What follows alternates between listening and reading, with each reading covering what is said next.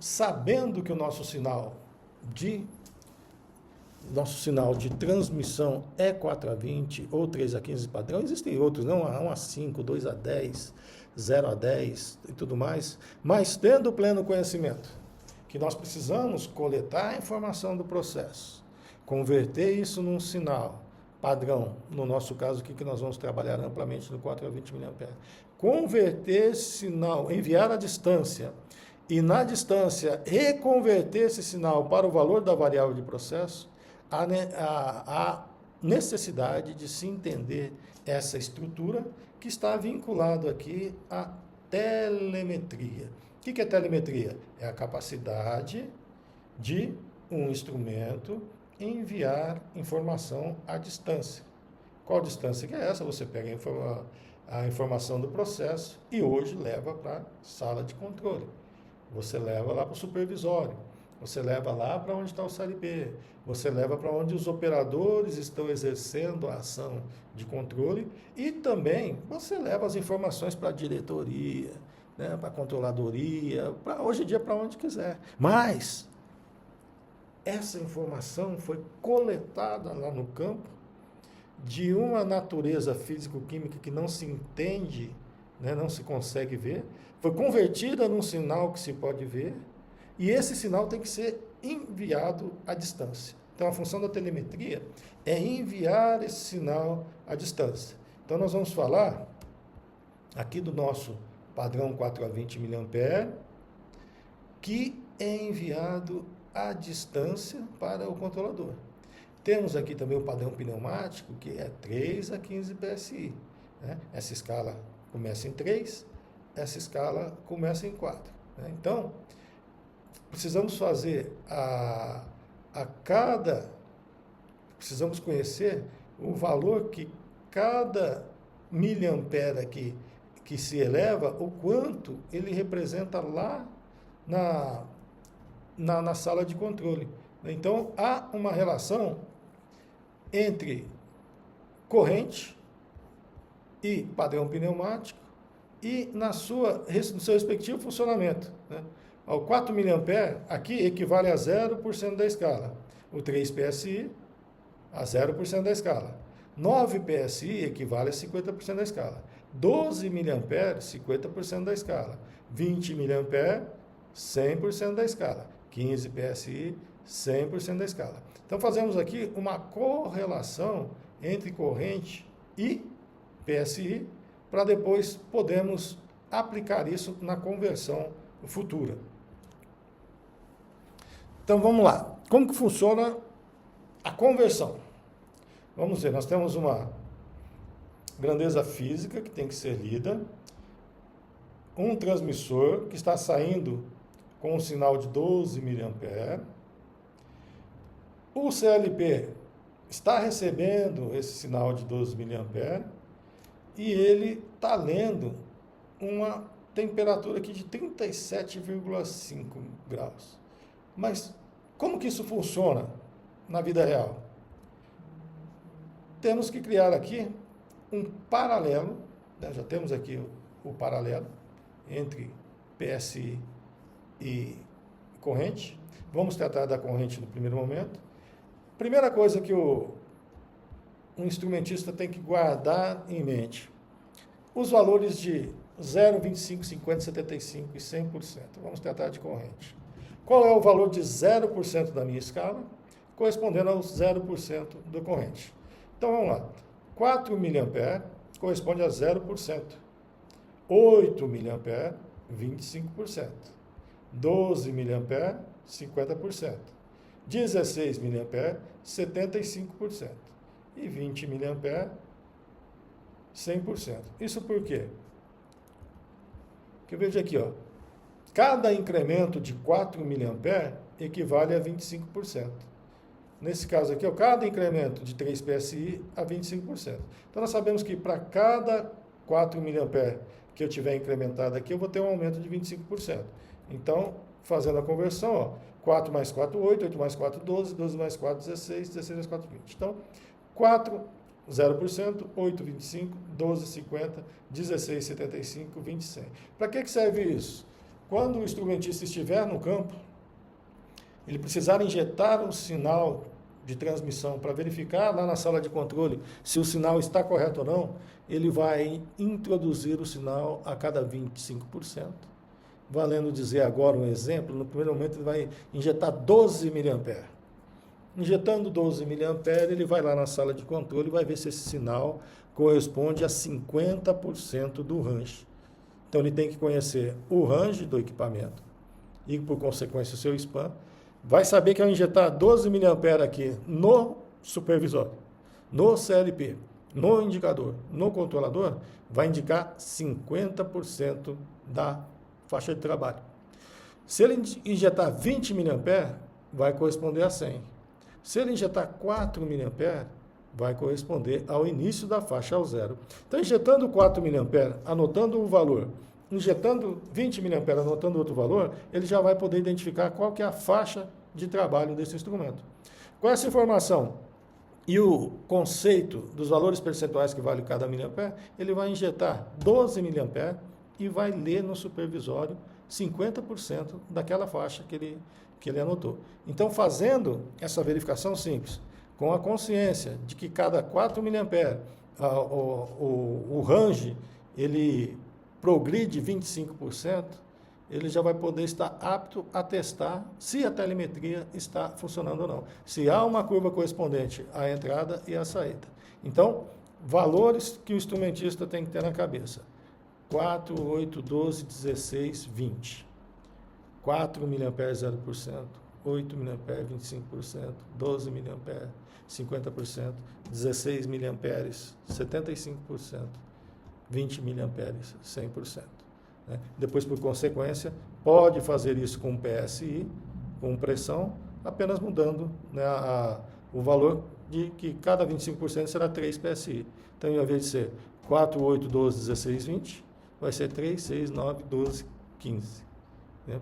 3 PSI 0, 6 PSI 25, 9 PSI 50%, 12 PSI 75%, 15 PSI igual a 100%.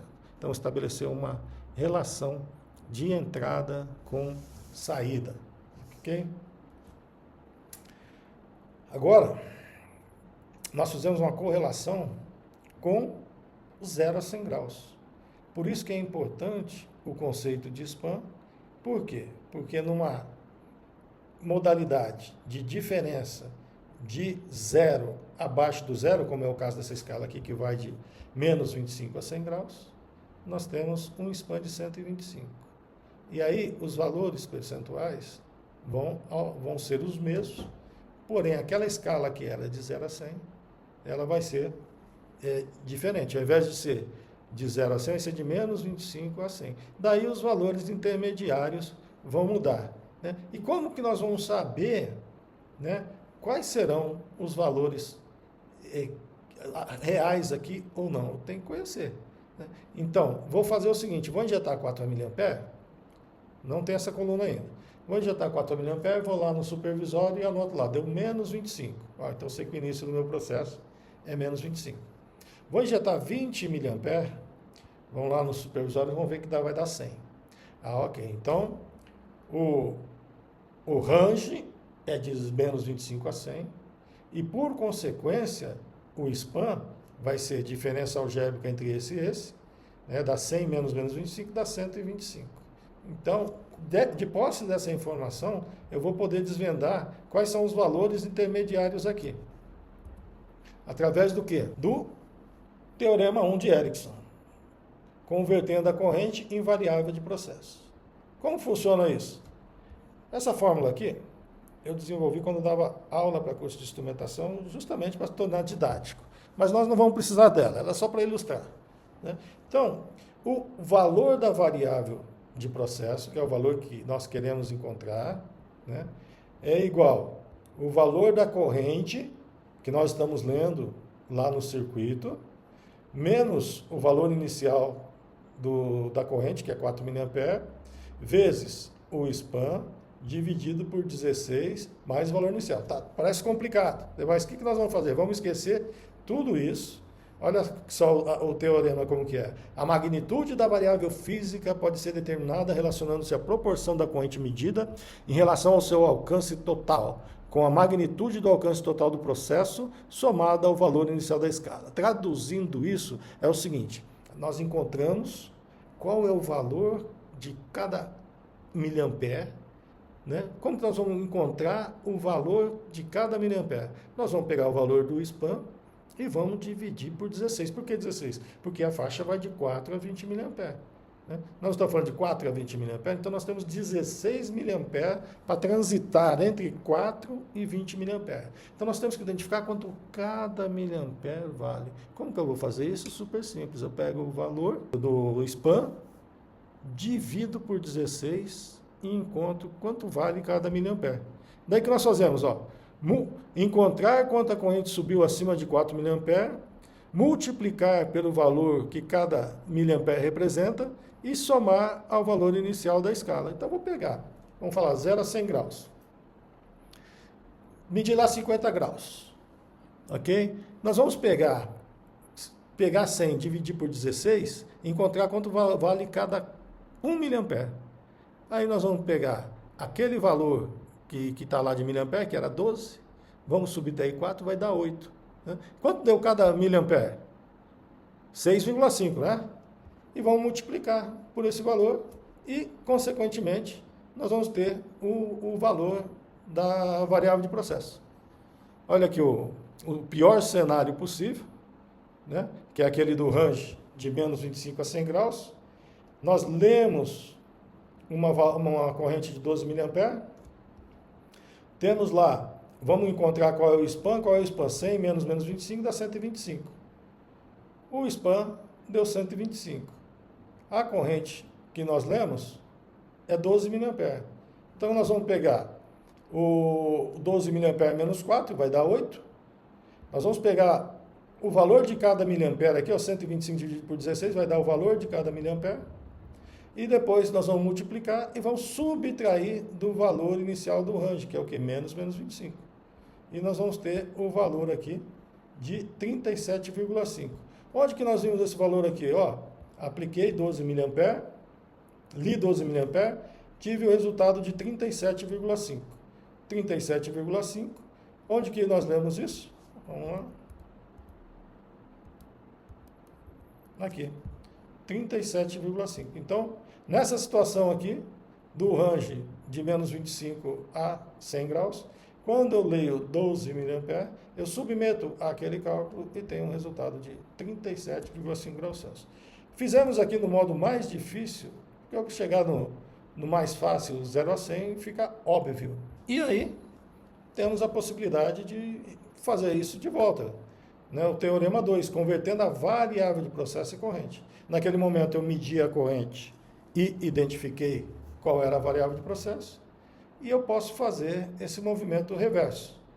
Né? E agora, colocando também a fórmula, nós vamos partir direto para a explicação simplificada. Olha só, encontrar quanto a variável de processo se deslocou do início da escala, dividir pelo valor correspondente a 1 miliampere e somar os 4 miliampere da base. Vamos fazer o movimento contrário. Nós vamos identificar qual é a temperatura que nós estamos medindo ali, nós vamos identificar quanto vale cada miliampere e vamos dividir aquele valor pelo valor que vale cada miliampere e depois nós vamos eliminar aquele valor inicial do range. Vamos aplicar na fórmula. Então, o mesmo transmissor, de menos 25 a 100 graus, a variável de processo é a mesma, 37,5. Nós já sabemos que a diferença algébrica do valor superior e inferior do range para a escala, o range de menos 25 a 100 é 125. E sabemos que o valor inicial do range é menos 25 graus Celsius. Então, aplicando tudo isso na fórmula, vai estar lá 37,5, que é o valor que nós lemos lá no processo, menos o valor inicial do range, olha aqui, menos 25, né? O SPAN nós sabemos que é 125, porque é diferença algébrica entre valor superior e inferior, dividido por 16, mais 4 miliampere, que é o que? O valor inicial da corrente. valendo dizer aqui, nós teremos no final a composição 62,5 menos dividido por 7,81 mais o 4 mA, que é o início do ângulo. No final nós teremos aqui 8 mais 4, 12 mA. Então, com essas duas fórmulas, nós podemos ir e voltar de qualquer atuação no campo, tendo o valor da variável de processo e o range, entender qual é o valor de corrente que pode estar, que tem que dar no multímetro, na hora de medir, e pelo contrário, medindo a corrente e conhecendo o valor do range, saber qual é o valor da variável de processo que vai ter que estar indicando na sala de controle. Para que serve isso na prática? Parou o sistema, o que está acontecendo? Vou medir a corrente. Mediu a corrente do elemento primário. Vai lá no supervisório e verifica o valor. Está coerente ou não está coerente? Está coerente. Ok, não está coerente, opa, vou ter que tomar uma ação aqui. Injeto o sinal direto, vejo que não está coerente, o problema está dali para frente. Vai ter que configurar o CLP. A configuração de entrada, o canal de entrada do CLP não está batendo com a configuração do transmissor, porque tem que bater. Um transmissor de 0 a 100 graus, 4 a 20 mA, na entrada do CLP ele tem que estar configurado para 0 a 100 graus, 4 a 20 mA. Um transmissor de menos 25 a 100 graus, tem que estar configurada a entrada do CLP de menos 25 a 100 graus. Se estiver configurado de 0 a 100, vai dar um erro de leitura. Aí o técnico vai identificar, opa, o problema está na configuração de entrada do CLP. Tem que entrar na configuração de entrada do CLP e fazer a alteração para menos 25 a 100, para que eles possam conversar na mesma intensidade, na mesma linguagem. Agora nos deparamos, ainda nessa fase de introdução, deparei com o sinal de transmissão 4 a 20 mA, que pode ser 4 a 20, 1 a 5, 2 a 10, tem também 0 a 20, tem um monte. Só que para o trabalho de 4 a 20 mA, o seu correspondente de tensão geralmente é 1 a 5 volts, que pode ser 2 a 10 também, mas geralmente você tem equipamentos que trabalham em campo com 4 a 20 mA, e você tem instrumentos de medição, CLP, controladores, que só aceitam entrada de 1 a 5 volts. E agora? Como fazemos se temos um transmissor, 4 a 20 mA, e temos um controlador, um CLP, entrada 1 a 5 volts?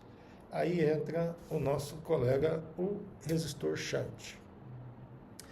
O que é o resistor shunt? É um resistor que se instala diretamente nos bornes de entrada do controlador, indicador CLP, que promove a leitura de 1 a 5 volts, para fazer essa conversão do sinal de 4 a 20 mA para 1 a 5 volts. Vamos ver como funciona. Então, aqui nós temos um transmissor de 4 a 20 mA, enviando o sinal para um controlador de 1 a 5. Então já dá para saber que esse aqui é o transmissor a 4 fios, porque está saindo 2 fios diretamente do transmissor aqui para o controlador. Então aqui está o resistor shunt, ou shunt, né? Para que ele serve? Ele converte o sinal de corrente em um sinal de tensão aplicando a lei de Ohms.